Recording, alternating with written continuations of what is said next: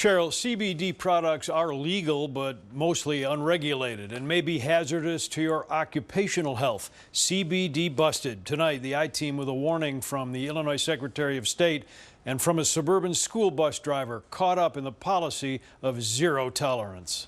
It took a long time to talk about it. Missy Barton still gets emotional more than a year after she was suspended from her school bus driving job in West Kane County. For 13 years, she had been picking up the children of friends and neighbors in District 301. Next to being a wife and a mom, it was the next best job I can have. A job that came to an abrupt end in June of 2018 when she flunked her company drug test, a screening she had scheduled as part of her mandated bus license renewal. The doctor had called. He said that it was positive drug screening.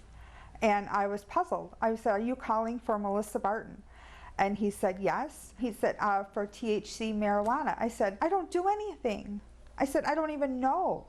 I don't even know." Barton says she doesn't drink or smoke and has never used illegal drugs, but had taken these hemp oil capsules for back pain relief that apparently left trace amounts of THC in her system. I could not understand how this had happened.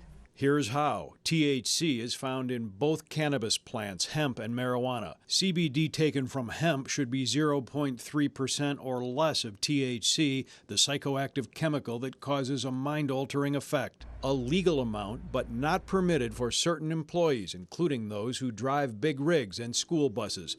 Drug screenings don't reveal what product you use, only that you have THC in your system. Right now, it's a 3-year suspension of my school bus permit. If they fail, they fail. The Illinois Secretary of State enforces federal guidelines and state laws for most over-the-road truckers and bus drivers. They are heavily regulated industries. Illinois goes a step further, requiring annual permit renewals for school bus drivers, including a drug screen. We want to keep the zero tolerance intact. We really do, because it's precious cargo. We're hauling kids back and forth to school. The head of Illinois' commercial driver's license program was adamant, telling the I-Team, despite the legalization of recreational marijuana and the proliferation of CBD products, concerns of impairment remain in these safety-sensitive jobs, and there are no plans to loosen current regulations. I don't think we want to start giving just a little bit here, a little bit there, a little bit there. State data provided to the I-Team shows only a handful of drivers appeal their suspensions each year, and of those who do, very few are reinstated. Officials with the office say they had not heard of the CBD and THC dilemma until we brought it to their attention. They say Barton's case is the only one so far on record.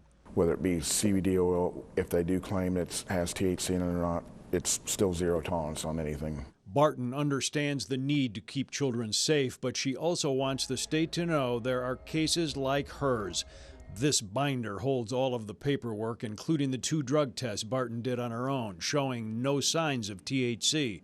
It's also full of letters of support from her employers, neighbors, and her children. My mom would never do anything like that. Also in the binder, her lost bid to have her license reinstated. Barton won't be able to drive a school bus again until 2021. I don't want nobody else to go through what I went through. I want to help somebody else not get into a predicament where I am. The hemp oil company told administrative hearing members the product should not have caused her to test positive for THC and that their product contains no more than 2% THC per pill. Hey, if you like that video, be sure to subscribe to our ABC7 Chicago YouTube channel.